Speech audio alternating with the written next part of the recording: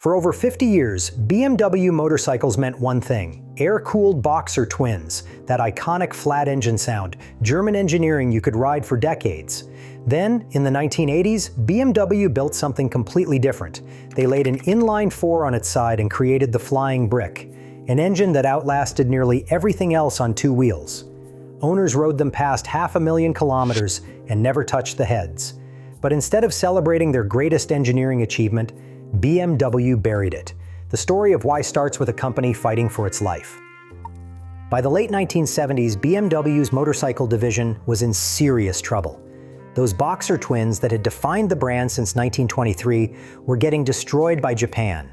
Honda launched the CB750 in 1969, and suddenly the game changed overnight. Kawasaki followed with the Z1. Suzuki and Yamaha piled on. These were multi-cylinder machines, mostly air-cooled at first, that made more horsepower, ran smoother, and were far easier to live with day to day than what BMW was selling. But the real gut punch came in 1975 when Honda released the Goldwing GL1000, a shaft-driven touring motorcycle aimed directly at BMW's core customer, the one market BMW thought it owned. The numbers tell the whole story. BMW motorcycle exports to the United States fell from over 10,000 units in 1974 to roughly 2,500 by 1980. That's a 75% collapse in 6 years. The air-cooled twins could not match the Japanese fours on power, on emissions compliance, or on the one thing BMW used to dominate, which was reliability. The situation was so dire that on January 1st, 1979, BMW installed entirely new leadership for its motorcycle division with a clear mandate: turn the business around or justify its future. BMW was in a corner, and the obvious move would have been to just build a transverse inline-four like everybody else. But here's the problem with obvious moves. Building the same engine as Honda and Kawasaki and Suzuki would mean competing with them head-to-head on their terms in a price war BMW could not win. Copying Honda's Goldwing would have been even more humiliating. BMW needed to do something different, something sideways. And that's exactly what happened, literally. In 1977, a BMW development engineer named Joseph Fritzenwenger did something nobody expected. He grabbed the engine out of a Peugeot 104 sedan. Not a sports car, not a race engine, a little French economy car. The Peugeot inline-four happened to be aluminum, liquid-cooled, and compact. In the car, it sat tilted at about 72 degrees from vertical. Fritzenwenger thought, what if we go all the way? He rotated the engine fully horizontal, laid it on its side, and bolted a BMW gearbox onto the back. Then he stuffed the whole thing into a motorcycle frame. It worked. Now, this Peugeot-powered prototype was never meant for production. BMW later destroyed it, and little to no photographic record of it survives. But it proved the concept. A car engine on its side could power a motorcycle, and BMW ran with it. The production engine was designed entirely from scratch by a team led by Martin Probst, the same guy credited as the father of the Volkswagen Golf engine, alongside project leader Stefan Paterneg. BMW threw everything at this project: 10,000 hours of dynamometer testing, 400,000 kilometers of road trials, including high-speed endurance runs at the Nardo test circuit in southern Italy. On May 2, 1983, the first 25 production K100 motorcycles rolled off the line at BMW's Berlin Spandau factory. So what exactly did they build? A 987 cubic centimeters, double overhead cam, inline-four producing 90 horsepower. On paper, that sounds unremarkable. The Japanese were already making more power from similar displacements, but the genius wasn't in the numbers, it was in the packaging. By laying the engine flat, with the cylinders horizontal and the crankshaft running front to back, BMW solved 3 problems at once. First, the center of gravity dropped dramatically. The bike handled like a boxer twin, low and planted. Second, because the crankshaft ran longitudinally, power reached the rear wheel through a single 90-degree bevel gear. Japanese transverse fours with shaft drive needed 2 bevel gears, doubling the mechanical losses. BMW called this integrated setup the compact drive system. Most enthusiasts will tell you the K stands for compact, though BMW never officially confirmed it. Third, and this is the part mechanics loved, the cylinder head Spark plugs, camshafts, and fuel injectors all sat on the left side of the bike, completely exposed. BMW literally advertised it as the easiest engine in the world to work on. But the real secret to the Flying Brick's insane longevity was hiding inside the cylinders. BMW deliberately chose an under-square design, 67mm bore, 70mm stroke. That sounds like a boring spec sheet detail, but it changes everything about how the engine behaves.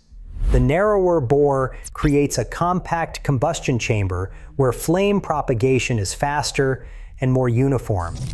Heat has a shorter path to escape through the cylinder walls. And the longer stroke generates strong low-end torque through a longer lever arm on the crankshaft, which means the engine almost never has to work hard during normal riding. BMW coated those cylinder bores with Nikasil, a nickel silicon carbide material that resists wear like almost nothing else. For fuel delivery, they borrowed the Bosch LE Jetronic injection system straight from the BMW 3 Series sedan. This was a big deal. Kawasaki had tried fuel injection on a motorcycle back in 1980 with the Z1000H1, but that system was so unreliable that dealers were reportedly told to just swap in carburetors. BMW's Bosch system worked perfectly from day one because it had already been proven in hundreds of thousands of cars. The result was an engine that produced modest power at low stress, dissipated heat efficiently, and used fuel injection that never needed adjustment. It was overbuilt in every way that mattered, and it felt like nothing else on two wheels. Because here is the thing about stacking 3 or 4 cylinders lengthwise in a motorcycle frame, they have to be tall and skinny to fit. Think of a 3-pack of Pringles cans laid on their side. Those long, narrow pistons punch with the quick, snappy revs of a lightweight boxer, but build momentum like a heavyweight winding up. Riders who have spent time on Flying Bricks consistently compare the sensation to a turbo diesel car. There is this wave of torque that rolls in from down low and just keeps pushing. It does not scream for redline like a Japanese 4. It just hauls steadily and relentlessly from idle to highway speed. That character made it a natural touring engine. You could ride one all day at Autobahn speeds and the engine would barely notice. 2 years later, in 1985, BMW launched the K-75. Same engine family, but they lopped off one cylinder to create 740 cubic centimeters inline-3, making 75 horsepower. And here is the funny part, many riders think the K-75 is actually the better engine. BMW's engineers repurposed an existing water pump accessory shaft by adding counterbalance weights to it, essentially creating a balance shaft without any additional parts. Combined with firing intervals every 240 degrees of crankshaft rotation, the K-75 was absurdly smooth. Smoother than the 4-cylinder K-100, which actually needed rubber mounts to tame its secondary vibrations. Cycle magazine called the solution a deft little piece of engineering. The K-75 shared 80% of its parts with the K-100 and stayed in production through 1995 with almost zero changes. That is how complete the design was from birth. The Flying Brick evolved over 26 years and 6 distinct generations. In 1988, the K1 arrived as the first BMW motorcycle with a 4-valve cylinder head, wrapped in a radical full fairing that looked like nothing BMW had ever made. That same year, BMW also introduced anti-lock brakes across the K-Series, making them among the first production motorcycles in the world to offer it. Then came the K1100 RS and K1100 LT in 1992, bumping displacement to 1,093 cubic centimeters and adding the paralever rear suspension. The K1200 RS followed in 1997 with an even larger 1,171 cubic centimeter engine, making 130 horsepower.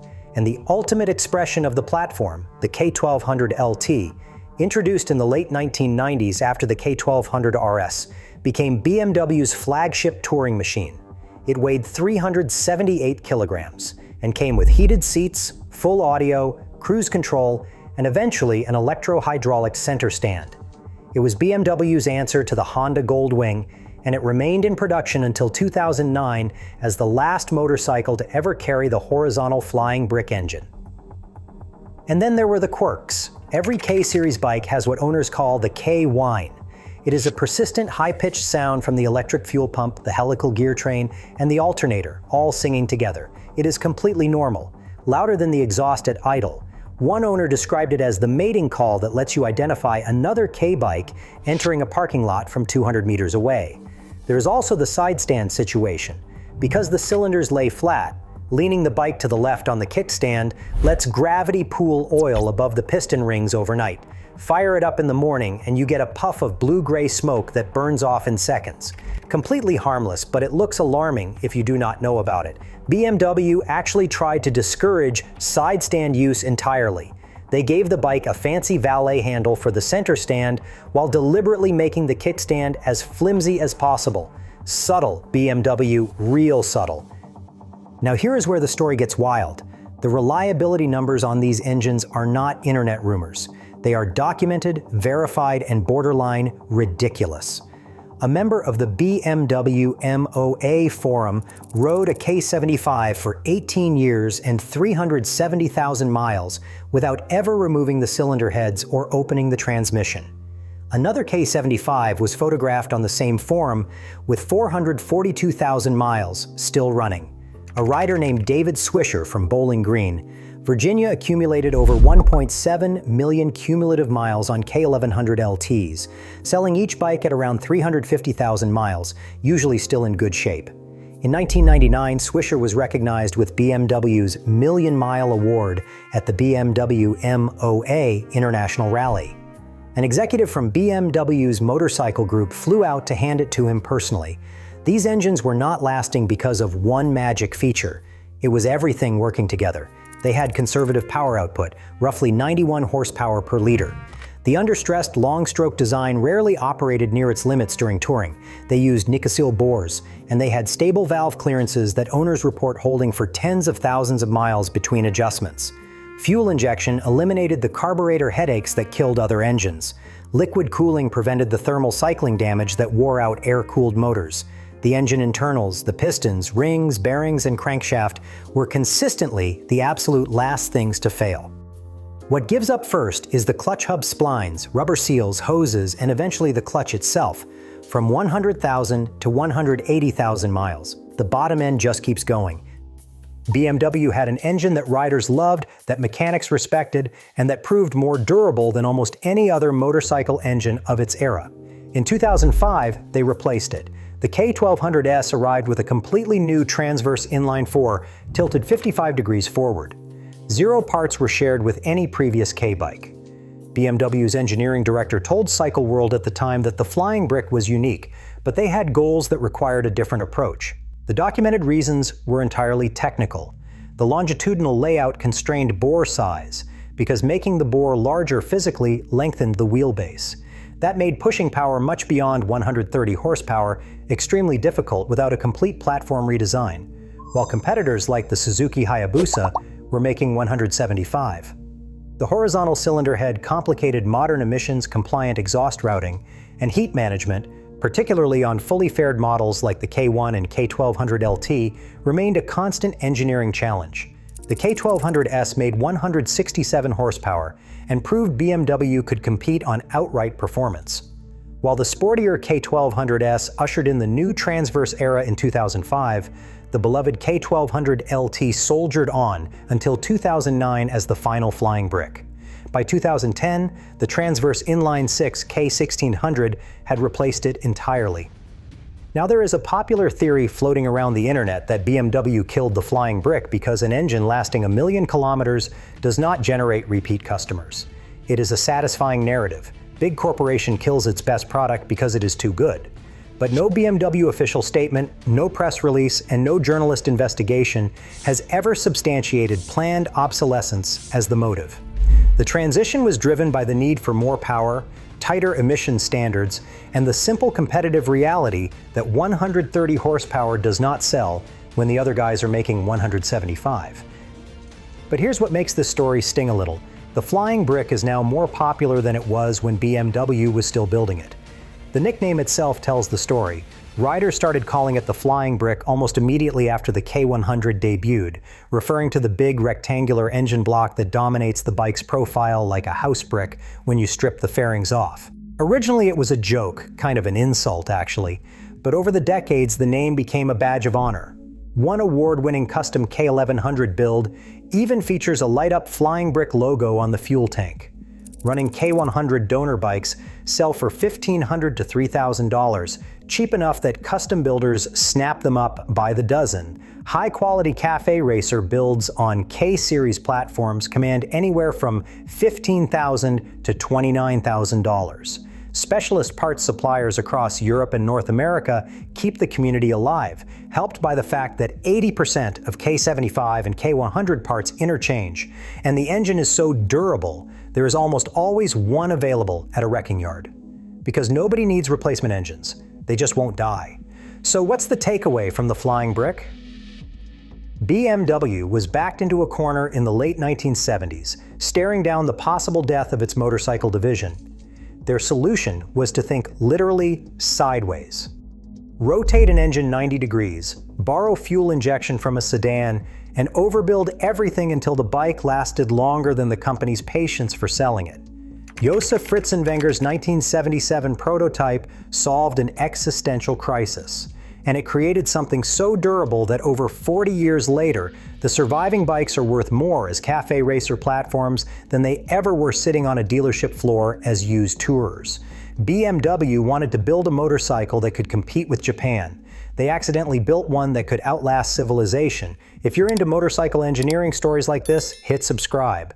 I dig into the machines, the history, and the engineering decisions that made them legendary every single week. The final K1200 LT rolled off the line in 2009. And somewhere out there right now, a K75 with 400,000 miles on the odometer just started up on the first try, puffed a little blue smoke, whined like it always does, and headed off down the road for another 100,000 more. The brick flies on.